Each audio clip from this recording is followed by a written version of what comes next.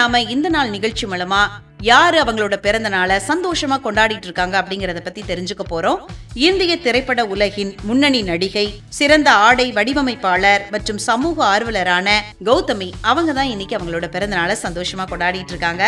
சிறந்த தமிழ், தெலுங்கு, மலையாளம், கன்னடம் மற்றும் இந்தி போன்ற பல்வேறு மொழிகள்ல 1980 மற்றும் 1990கள்ல முன்னணி கதாநாயகியாக வலம் வந்த இவங்க சமீபத்துல தன்னோட அரசியல் முடிவுகள் மற்றும் சொத்து விவகாரங்கள் காரணமா தொடர்ந்து செய்திகள்ல இடம் பிடிச்சு வராங்க. 1987ஆம் ஆண்டு தயாமயுடு அப்படிங்கிற தெலுங்கு திரைப்படம் மூலமா தன்னோட திரை பயணத்தை தொடங்கியிருக்காங்க கௌதமி அவர்கள். தமிழ்ல ரஜினிகாந்த், கமலஹாசன், விஜயகாந்த், பிரபு, கார்த்திக் அப்படின்னு அனைத்து முன்னணி நடிகர்களோடவும் இணைஞ்சு நடிச்சிருக்காங்க. குரு சிஷ்யன், அபூர்வ சகோதரர்கள், ராஜா சின்ன ரோஜா, தேவர் மகன், இருவர் போன்ற திரைப்படங்கள்ல இவரது நடிப்பு மைல்கல்லா அமைஞ்சிருக்கு.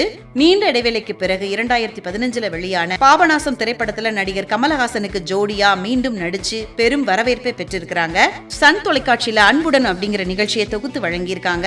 பல மெகா தொடர்கள்லயும் முதன்மை கதாபாத்திரங்கள்ல நடிச்சிருக்கிறாங்க நடிகை கௌதமி. திரைப்படங்கள்ல நடிக்கிறது மட்டும் இல்லாம சிறந்த ஆடை வடிவமைப்பாளராகவும் கௌதமி முத்திரை பதிச்சிருக்கிறாங்க.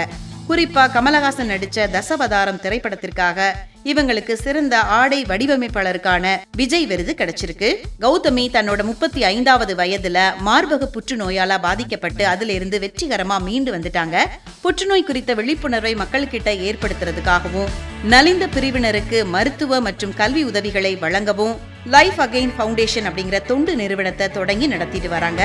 இந்த நாள் நிகழ்ச்சி மூலமா நடிகை கௌதமிக்கு ஸ்பெஷலான வாழ்த்துக்களை தெரிவிச்சுக்கலாம்.